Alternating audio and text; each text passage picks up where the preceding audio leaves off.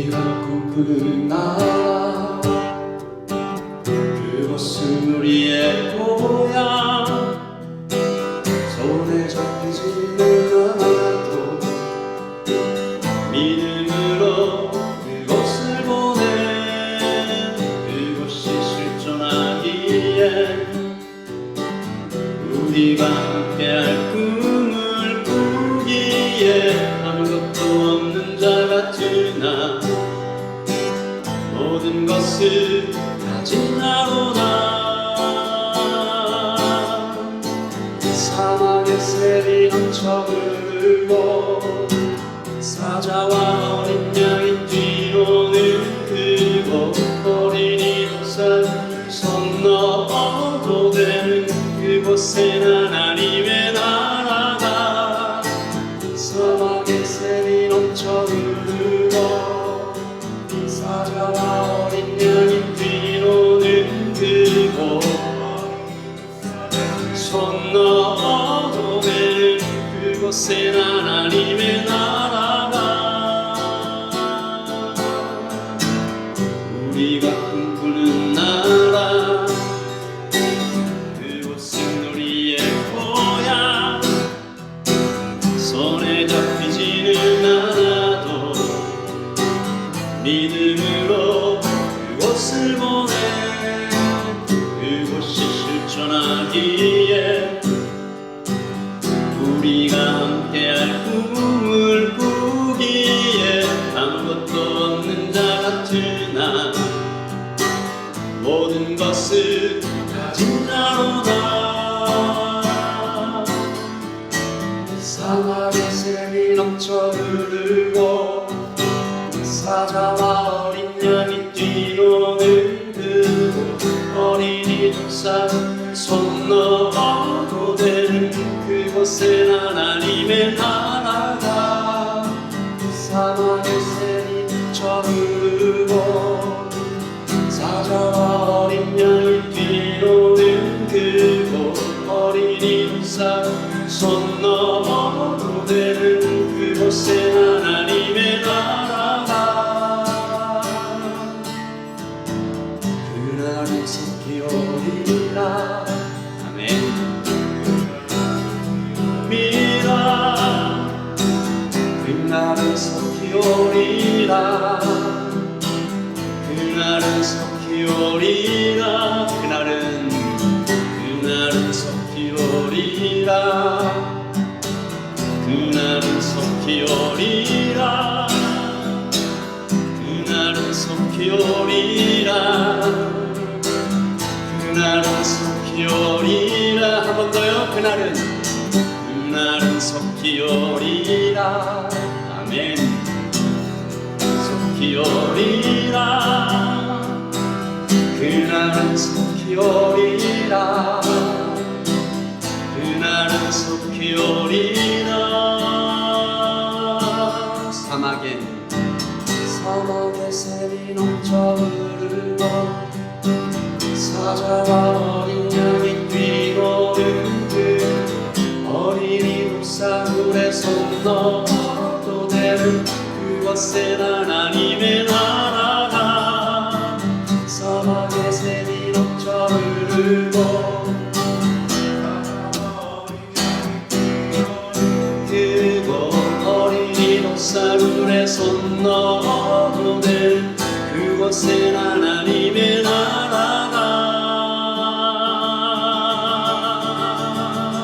아멘. 우리 하나님께 큰 박수로 행복을 올려드리십시다. 우리 그 나라를 사모하며 그 사랑을 사모하며 찬양합니다. 그 사랑이 내려와 날 자유하셨네. 영원히 난 주님의 것. 산과 골짜기에서 내 영혼 노래하네. 영원히 난 주님의 것. 그 사랑이 내려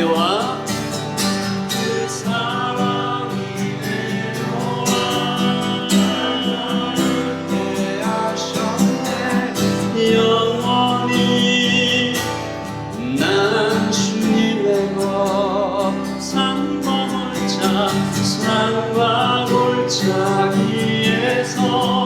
내 영혼 노래하네. 영원히 난 주님의 것.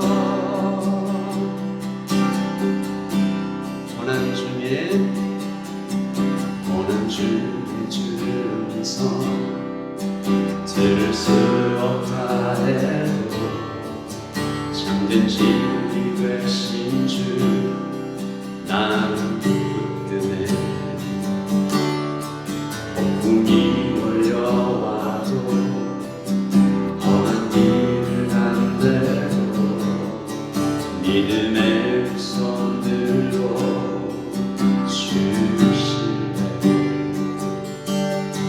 내게 행하신 그 놀라운 일,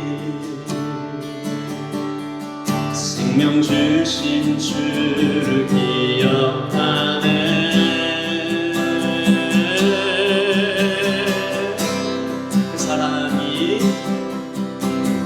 그 사랑이 내려와 날 자유케 하셨네. 영원히 난 주님의 것. 산과 골짜기에서 내 영혼 노래하네. 영원히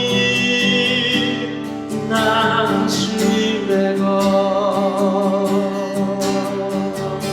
주의 약속이 이루어져, 주의 약속이 이루어져 소망이 넘칠 때도 은혜로운 주 손길 느낄 때도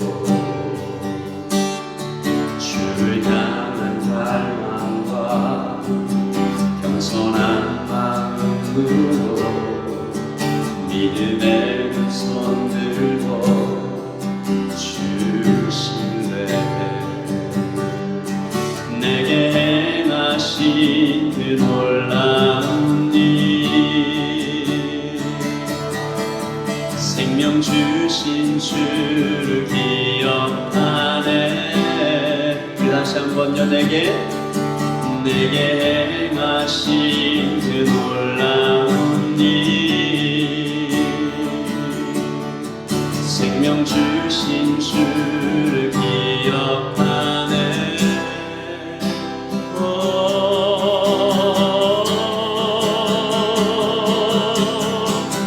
그 사랑이 내려와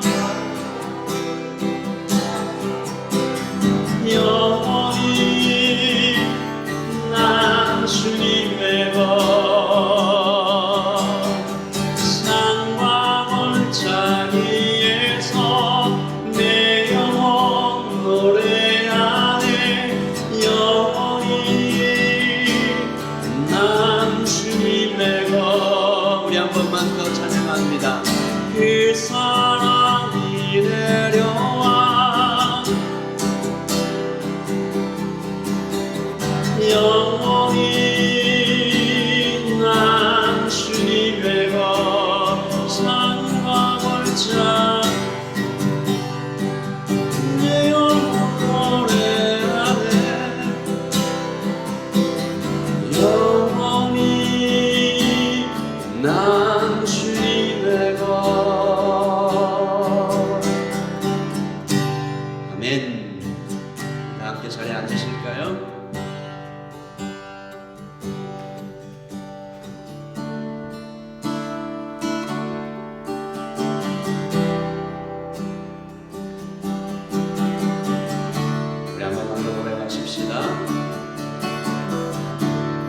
은혜 아니면 살아갈 수가 없네.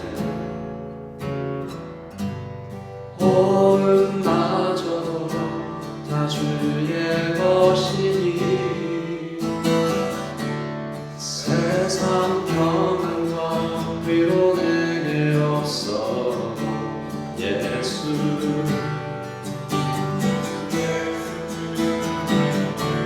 은혜 아니면 은혜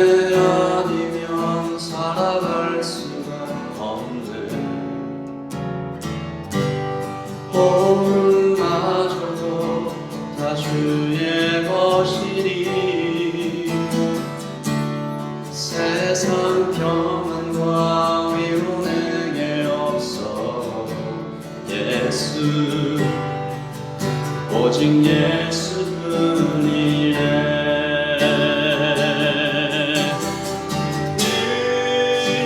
예외 다 볼 수도 없고 작은 고난에 지쳐도 주께 묶인 나의 모든 삶 버티고 견디게 하시네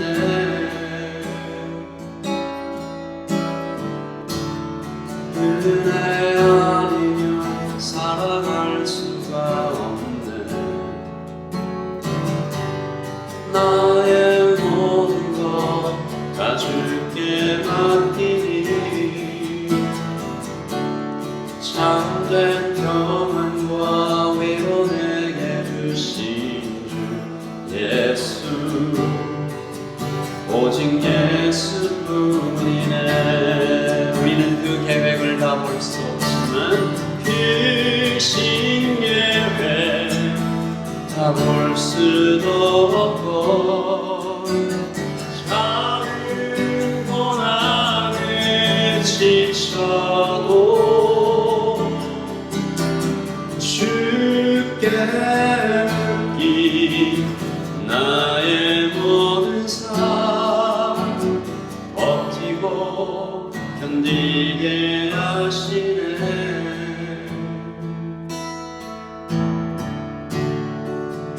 은혜 아니면 살아갈 수가 없네 나의 모든 것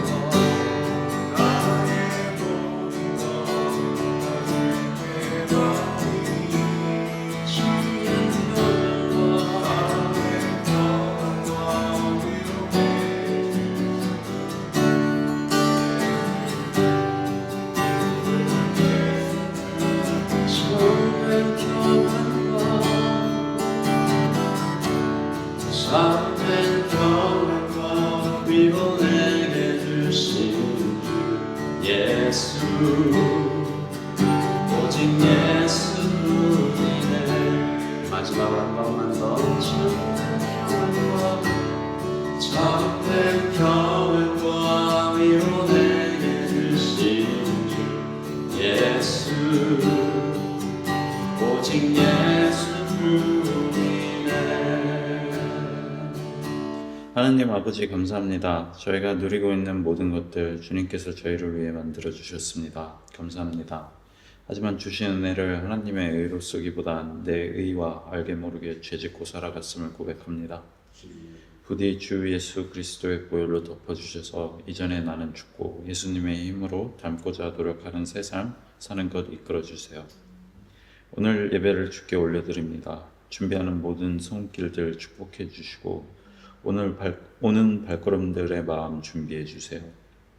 특별히 말씀 전하시는 박 목사님 가운데 성령으로 함께 해주셔 하나님의 말씀이 마음을 쪼개들어 우리와 함께 삶을 살아갈 수 있도록 같이 해주세요. 라이트 처치 성도님들의 삶을 주께 올려드립니다. 오클랜드 땅에서, 한국 땅에서, 타론가 땅에서, 또 호주 땅에서 있는 성도님들 가운데 함께 해주셔서 삶 가운데 지켜주시고 인도해 주세요. 감사드리며 예수 그리스도의 이름으로 기도드렸습니다. 아멘. 이 데살로니가 전서는 당연히 데살로니가 교회에 보낸 편지죠.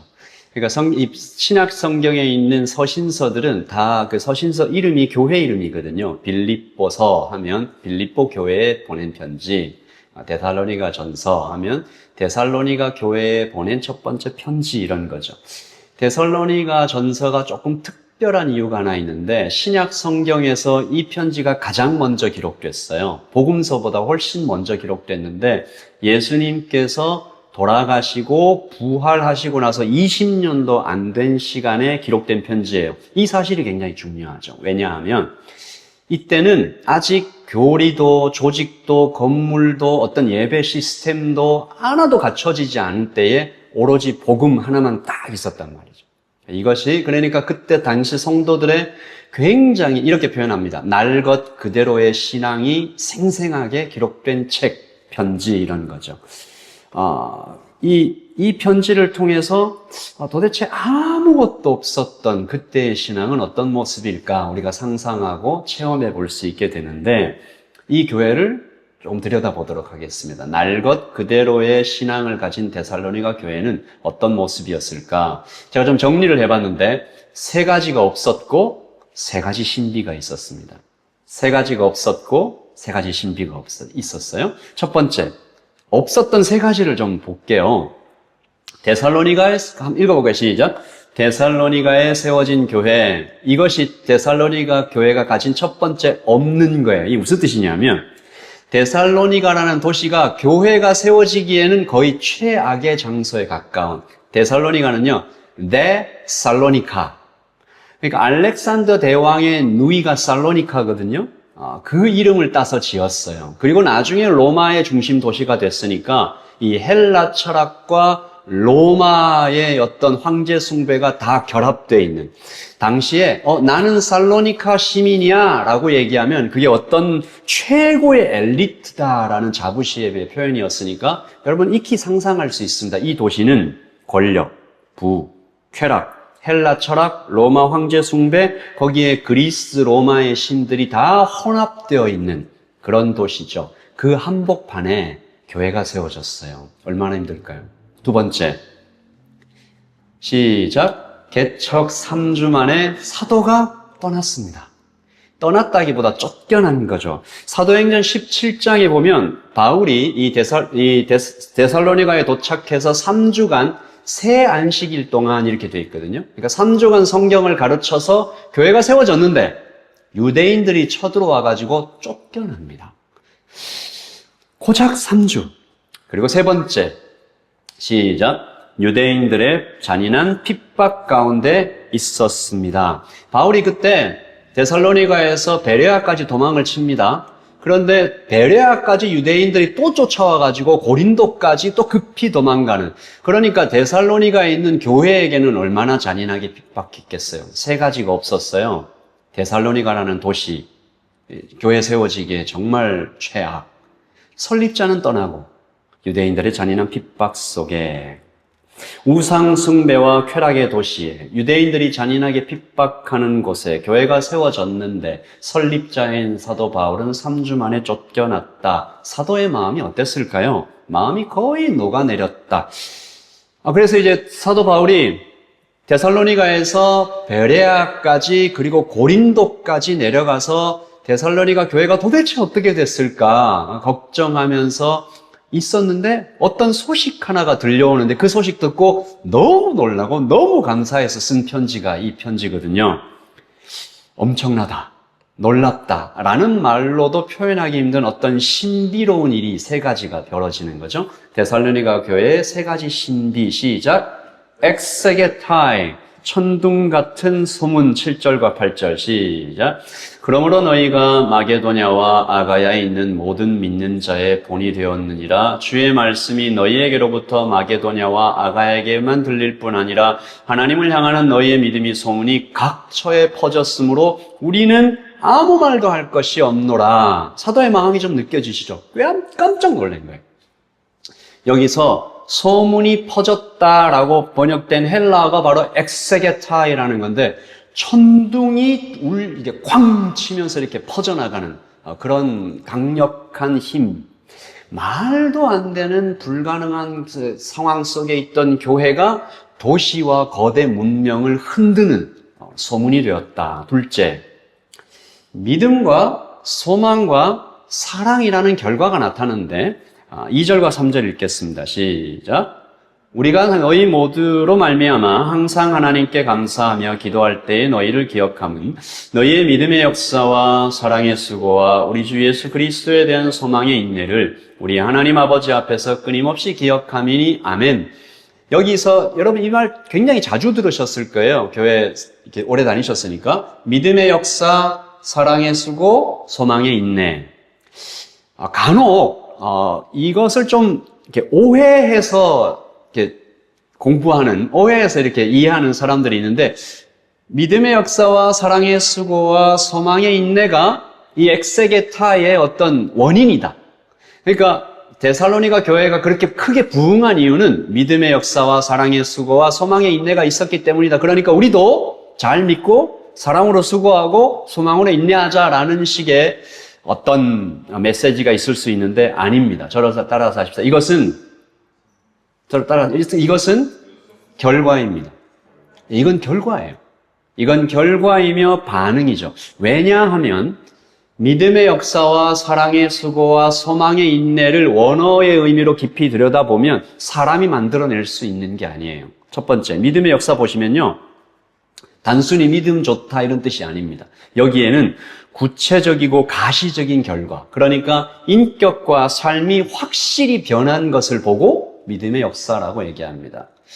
우리 한국의 역사 가운데 평양 대부흥이라는 역사가 1907년에 있었죠.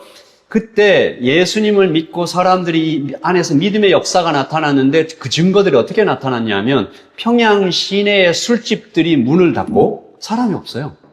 그리고 경찰서에 내가 죄인입니다. 내가 어떤 도둑질을 했습니다라고 하면서 자진 신고하러 오는 사람이 넘쳐가지고 경찰서에서 그만 오라고 얘기할 정도로 회개한 성도들이 과거에 떼어먹었던 갚지 못했던 빚을 자기가 스스로 이렇게 갚으려고 관공서에 가지고 왔어요. 근데 그 사람이 사라져버린 거예요. 연락도 안 돼. 그래서 그 돈을 모아놓은 것을 양심전이라고 불렀습니다.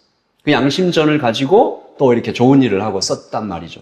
이 역사에 남아있어요. 믿음의 역사는 사람이 만들어낼 수 없는 것들이었습니다. 사랑의 수고도 마찬가지예요. 여기서 수고로 번역된 코포스라는 헬라어는 기진맥진할 정도의 노동, 경무, 해산의 고통이라고 얘기할 때 이 단어를 씁니다. 그러니까 우리가 기분 좋을 때 사람들에게 베푸는 친절을 사랑의 수고라고 말하지 않고요. 시간과 감정과 재물을 완전히 지나칠 정도로 소진하면서 나를 힘들게 하는 그 사람에게도 끝까지 포기하지 않고 섬기는 것, 사람이 할 수 없는 사랑의 수고입니다.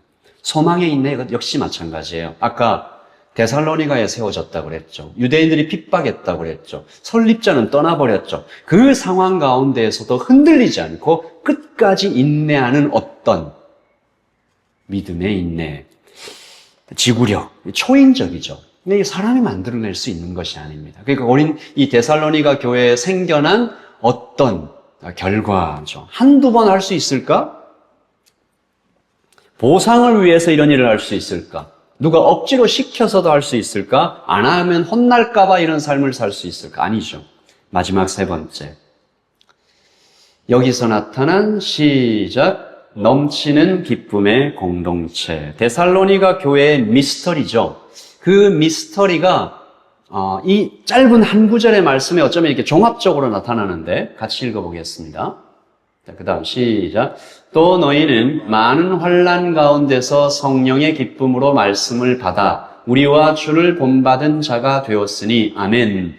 자, 이제 이쯤 되면 여러분들이 데살로니가 교회의 모습이 좀 머리에 어느 정도 그려지시는 거예요. 이 말씀에 정확하게 반대되는 단어가 딱 두 개가 나오죠. 환난과 기쁨입니다. 여기서 환난은 그냥 좀 힘들다 이런 뜻이 아니고 당시 이렇게 포도를 으깨서 압축기에 넣어가지고 이렇게 막 쥐어 짜낼 때 쓰던 단어를 많은 환난이라는 단어로 번역해서 썼어요. 그러니까 나라는 존재를, 나라는 그 가정을, 우리라는 교회를 완전히 그냥 짓누르는 사회적, 경제적, 정치적, 어떤 물리적 압박과 폭력을 그 교회가 당했다. 그런데 기쁨. 이 세상의 어떤 상황에서는, 인간이 경험할 수 있는 어떤 상황에서는 공존할 수 없는 두 개의 단어가 환난과 기쁨, 교회 안에 함께 있었다.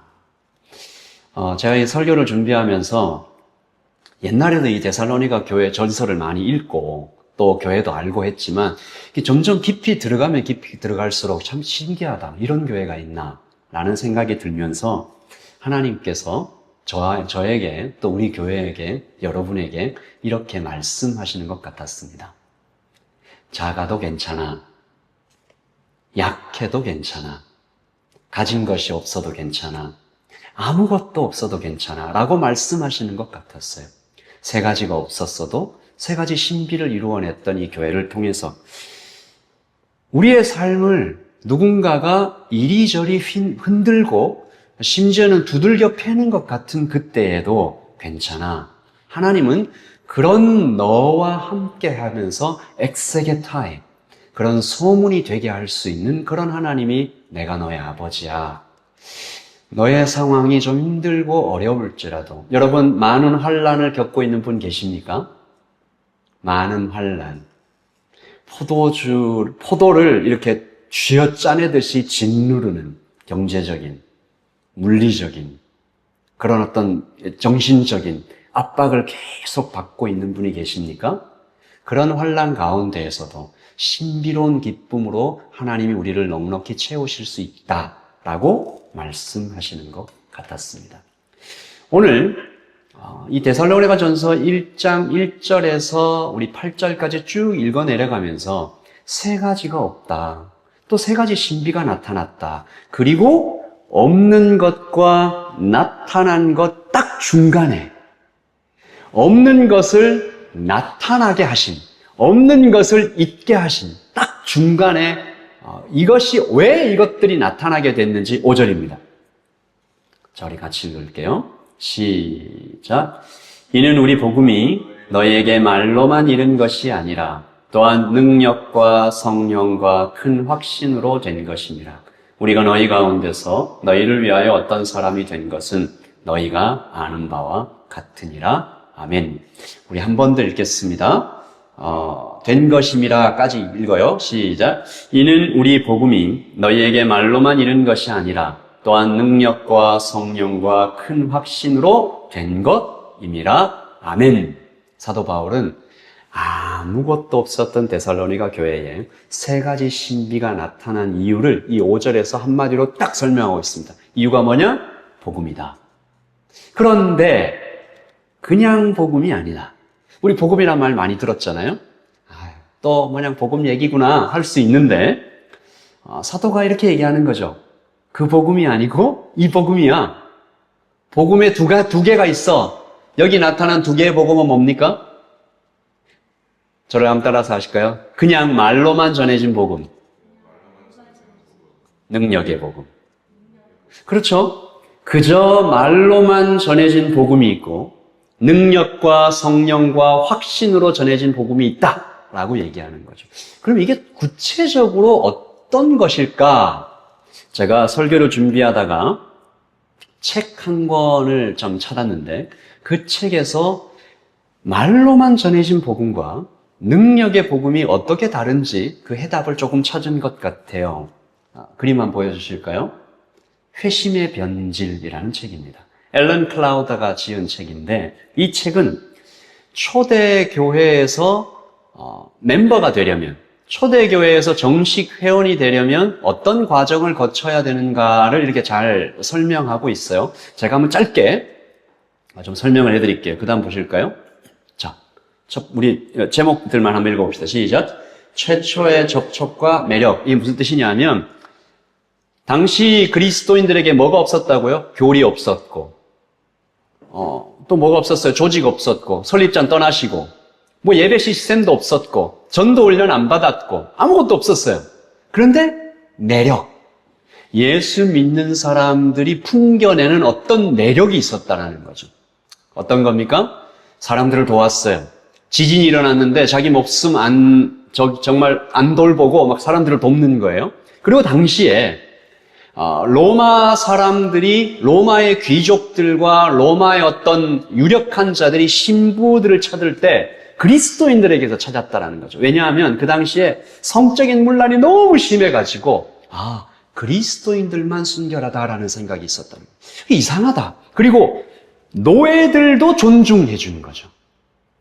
그러니까 노예를 존중해 주죠. 순결하죠. 사람들 돕죠. 그러니까 최초의 접촉과 매력을 느끼고 교회를 찾아오는 사람들이 생기기 시작했습니다. 근데 여기도 참 대단하다 싶은데 그 다음이에요. 질문입니다. 그렇게 사람이 찾아와도 신자가 될 수 없었어요. 질문을 받아야 됩니다. 어떤 질문이었냐면 첫 번째 질문이 직업이 무엇입니까? 라는 질문이었어요. 이게 무슨 얘기냐면 우상 제작자, 점성술사, 검투사 이런 사람들은 예비 신자가 될 수 없었습니다. 무슨 말이냐면 회심이 삶의 방식의 전적인 변화임을 증명해내지 못하면 성도가 될 수 없었어요. 그 직업을 버리지 않으면 예비 신자가 될 수 없었고 그 직업을 버리는 어떤 완전 진정성을 보였을 때 예비 신자로서의 긴 훈련이 시작되는데 제가 이 기간 보고 좀 놀랬잖아요. 얼마 정도 될 것 같아요? 3년이 걸렸대요. 제가 이 라이트 처치 개척하고 나서 우리 새신자 과정을 12주로 하니까 제 주위에 있는 분들이 12주 너무 길다 막 이런 얘기를 많이 하셨는데 초대교회는 3년이었다고 합니다. 근데 이 3년 동안 뭘 배웠냐 살펴보니까 교리를 배운 게 아니고 어떤 성경을 배운 게 아니고 그리스도인으로서 어떻게 살아야 되나를 배웠다고 합니다. 겸손하게 사는 법, 법을 잘 지키는 법, 그리고 이웃을 어떻게 사랑하는지 이것들을 살펴봤고 자, 네 번째 시작. 세례 직전의 최종 준비 5번 세례 그리고 완전한 회원 이렇게 정식 회원이 되었어요. 3년에서 5년 가까이 걸리는. 그런데 이 회심이 로마의 콘스탄티누스 황제가 기독교를 국교로 받아들이고 난 다음부터 이 회심이 변질됩니다. 어떻게 해요? 이 세 가지로요. 시작. 과정에서 순간으로. 콘스탄티누스가 기독교를 국교로 받아들이고 난 다음부터 예수 믿는 과정이 급속하게 짧아지는데 과정을 안 거치고 그냥 나 예수 믿습니다 라고 말만 하면 바로 신자가 될 수 있었다. 두 번째 시작. 삶의 변화에서 신념의 동의로. 삶의 변화는 사람들이 더 이상 묻지 않게 됐어요. 그냥 이 기독교 교리에 동의하느냐? 네. 세 번째 시작. 내적 매력에서 외적 이익으로. 아까는 그 사람들의 삶에서 매력을 느끼고 예수 믿으러 왔다고 그랬잖아요. 이제는 예수를 믿으면 장사가 잘 되고 예수를 믿으면 황제한테 잘 보이고 그래서 예수님을 믿게 되었다. 당시에 예수 믿는 것이 출세의 길이 되었다라는 거죠. 회심은 그렇게 변질되었습니다. 제가 이 책을 소개하는 이유는 우리 교회도 12주 너무 짧다. 3년짜리 새신자 과정 만들자. 이런 얘기가 아니고 성경이 우리에게 가르쳐 주시는 바. 회심은 저를 한번 따라하십시다. 회심은 삶의 변화입니다. 이 원리를 우리가 회복하자는 겁니다. 회심은 삶의 변화입니다. 삶이 변해야만 그리스도인이 된다는 얘기가 아니고 회심하면 삶이 변화될 수밖에 없다라는 것이죠. 우리의 신앙이 주일 아침 1시간에 그냥 동의를 넘어서 월요일 아침에 직장에 가서도 선택을 바꾸는 살아있는 믿음이 되도록 함께 씨름하자라는 것이 그것이 말로만 전해진 복음과 능력과 성령과 확신으로 전해진 복음의 차이점일 것입니다. 어떤 사람이 이렇게 말합니다. 십자가의 은혜를 깨달았습니다.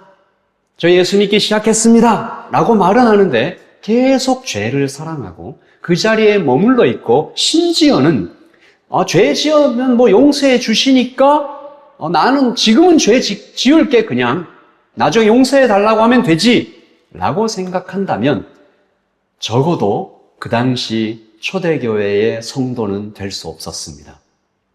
적어도 나는 이 직업을 그대로 가지고 그냥 예수님 믿을래요 할 수가 없었어요. 삶의 변화를 나타내 보여야만 했습니다.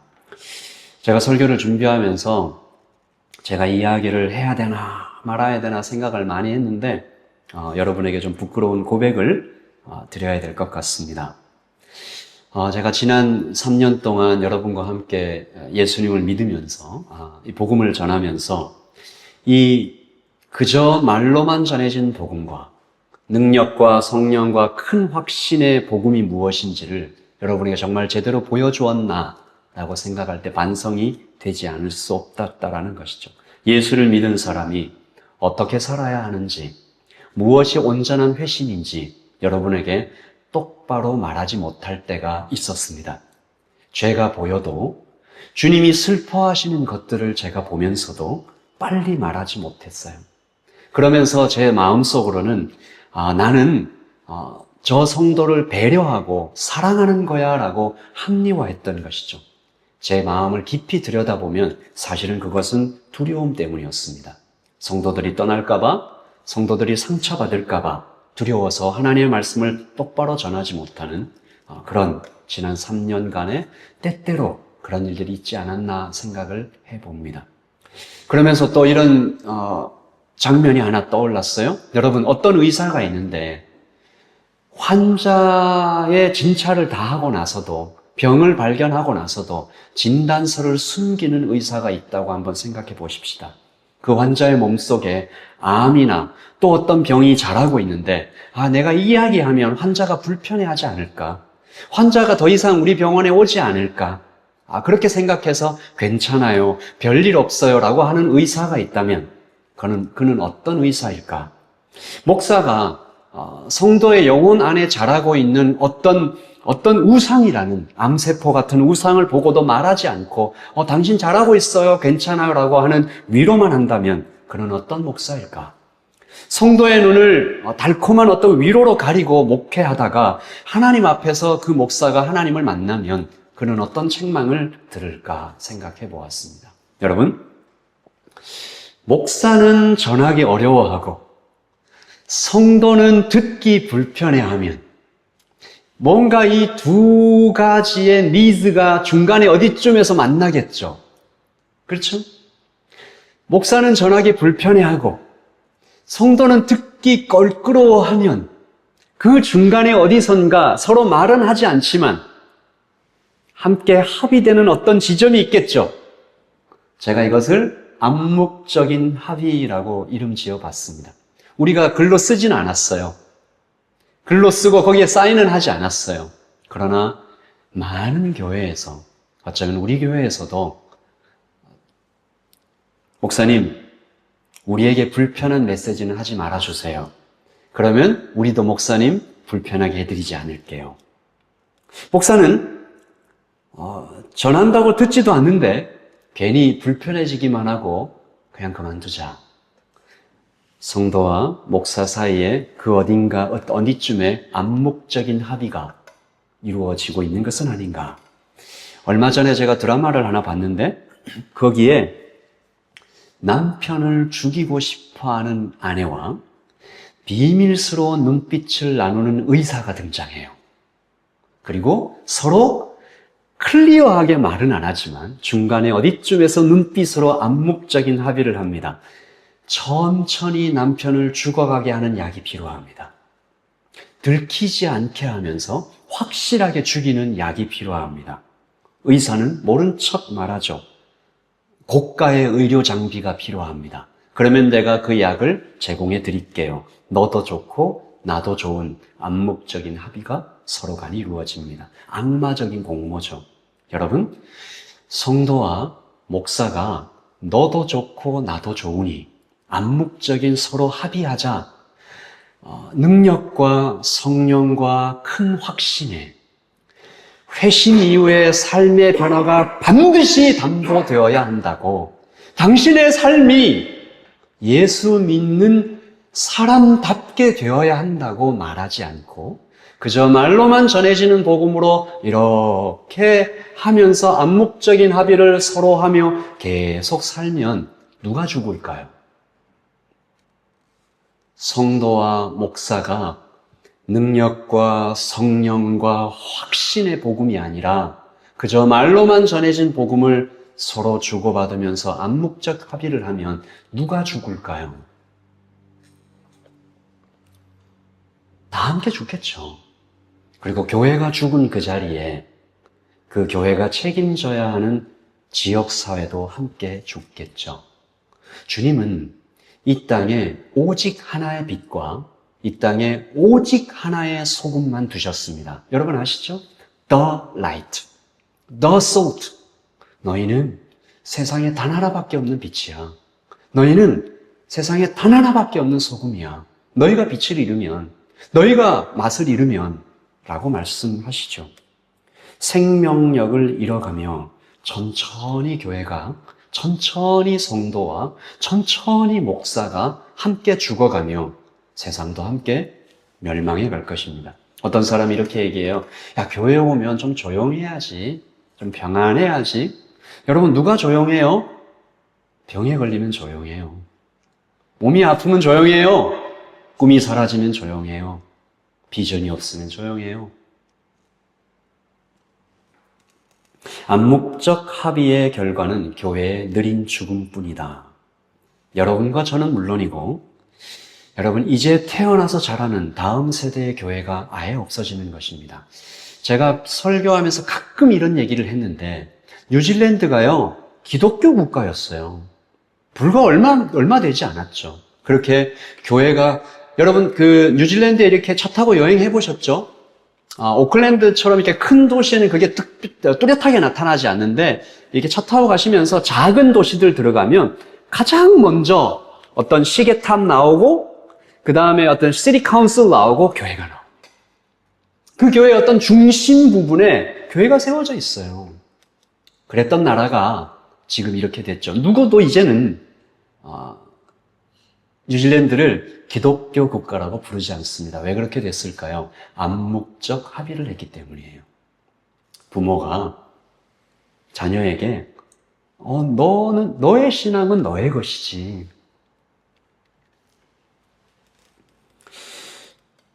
두렵고 떨리는 마음으로 우리가 붙잡아야 할 말씀이 오늘 말씀 5절입니다.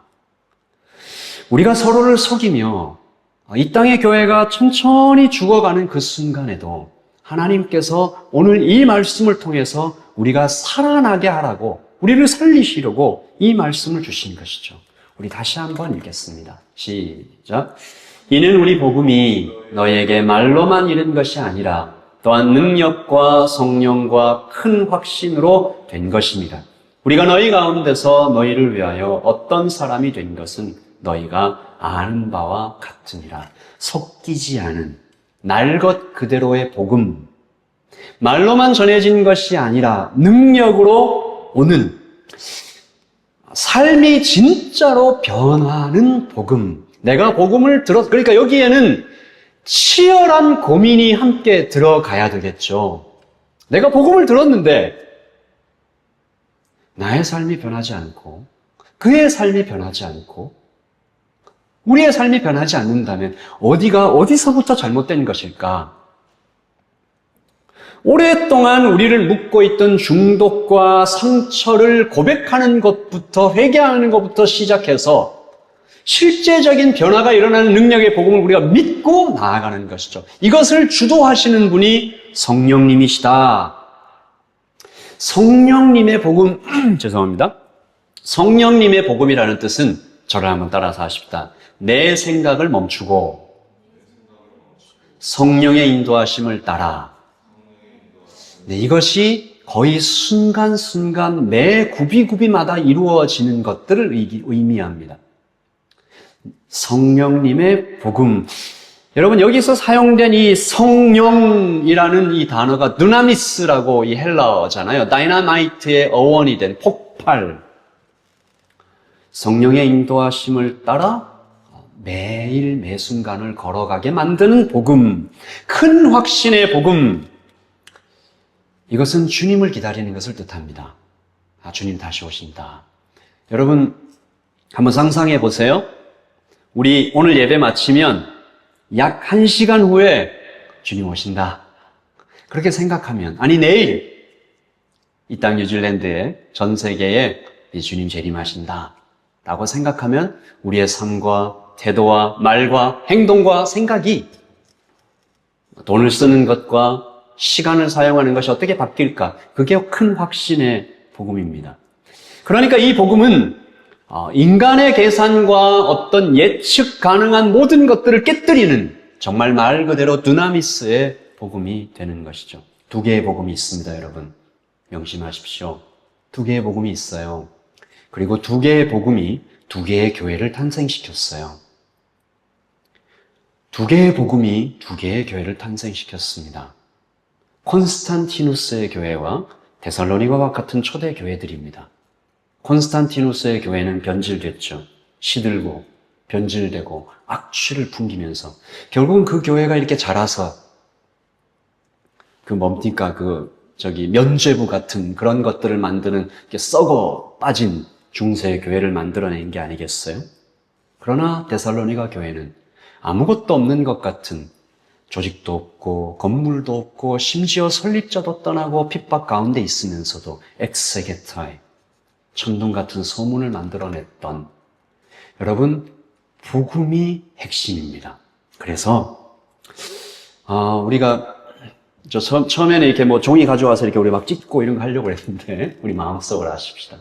저와 여러분 사이에 그 어디쯤 있었던 이 암묵적인 합의서를 오늘 찢어버리고 우리의 약속을 하나님을 향한 간절한 기도로 바꾸기를 제안하면서 우리 이 기도를 좀 드리면 좋겠습니다. 여러분, 목사를 위해서 같이 읽어줍시다. 시작. 하나님, 우리의 목사님이 두려움을 넘어 희석되지 않은 복음을 사랑으로 선포하게 하소서. 5절의 말씀처럼 그의 말이 인간의 지혜가 아닌 능력과 성령과 큰 확신에 의지하게 하소서. 여러분, 이 기도를 저를 위해서 해주세요. 그리고 성도를 위해서 제가 기도하겠습니다. 같이 읽겠습니다. 시작. 하나님, 우리 성도님들이 안일함을 넘어 때로 아프더라도 우리를 살리는 진리의 말씀을 받게 하소서. 6절의 말씀처럼 많은 혼란 가운데서도 성령의 기쁨으로 말씀을 받는 교회가 되게 하소서. 아멘. 여러분, 아니요, 잠깐만요. 여러분, 이 기도에 동의하십니까? 동의하십니까? 좀 더 큰 목소리로 한번 해볼까요? 동의하십니까? 우리 같이 한번 기도하십시다. 여러분은 목사를 위해서 기도해 주십시오. 여러분, 이렇게 기도하신다라는 것은 이 목사가 이 능력과 성령과 큰 확신의 복음, 다시 말해 그저 말로만 전해진 복음이 아니라 온전한 회심의 복음이 될 수 있도록 여러분에게 말씀을 전할 때 그것을 받겠다라는 것도 포함하겠죠. 저를 위해서 기도해 주시고 저는 이 시간에 이 기도 제목으로 여러분들을 위해서 기도하겠습니다. 우리 다 함께 서로를 위해서 같이 기도하겠습니다. 기도하십시다. 하나님, 같이 읽겠습니다. 시작. 우상에게서 돌아서 그리스도의 다시 오심을 기다리는 사람들이다. 시작.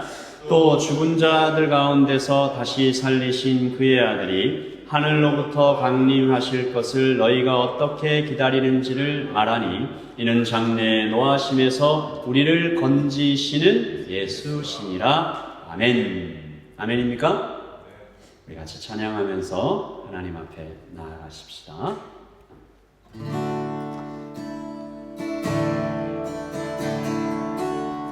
우리 오늘 말씀 들으시면서 좀 어때요? 좀 마음이 좀 무거우세요? 그러나 우리 힘으로 할 수 없는 것들을 다시 한번 고백하면서 은혜 아래 들어가십시다. 우리를 그런 사람 되게 하시고 우리를 결국 천둥 같은 소문으로 믿음의 역사와 사랑의 수고와 소망의 인내를 만들어 가실 하나님 앞에 그 은혜를 구합니다. 기도하십시다. 은혜 아니면 살아갈 수가 없네. 도움마저도 다 주의 것이니 세상 평안과 위로 내게 없어. 예수 오직 예수뿐이네. 그 신계회 그 신계회 다 볼 수도 없고 작은 고난에 기초고 주께 웃긴 나의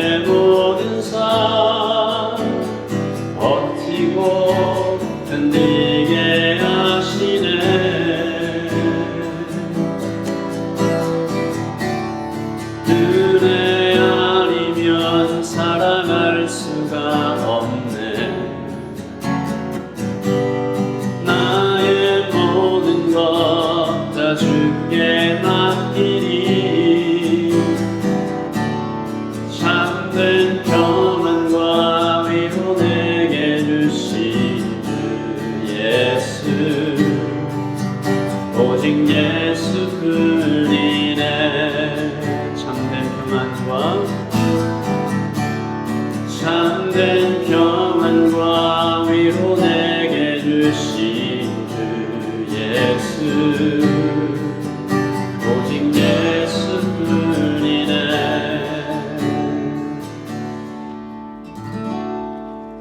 지금은 우리 주 예수 그리스도의 그 크신 사랑과 하나님 아버지의 풍성하신 은혜와 성령의 교통하심이 여기에 하나님 우리를 마침내 믿음의 역사와 사랑의 수고와 소망의 인내를 만들어내는 하나님 모든 곳에 아름다운 소문이 되게 하시는 우리를 택하신 주님 오심을 기다리는 그런 성도로 교회로 세워가실 지금도 여전히 우리에게 은혜를 주고 계시는 그 하나님을 믿고 또한 하루를 시작하고 일주일을 살아가기를 원하는 여기 있는 모든 하나님의 백성들 머리머리 위에 지금부터 영원토록 함께 있을지어다.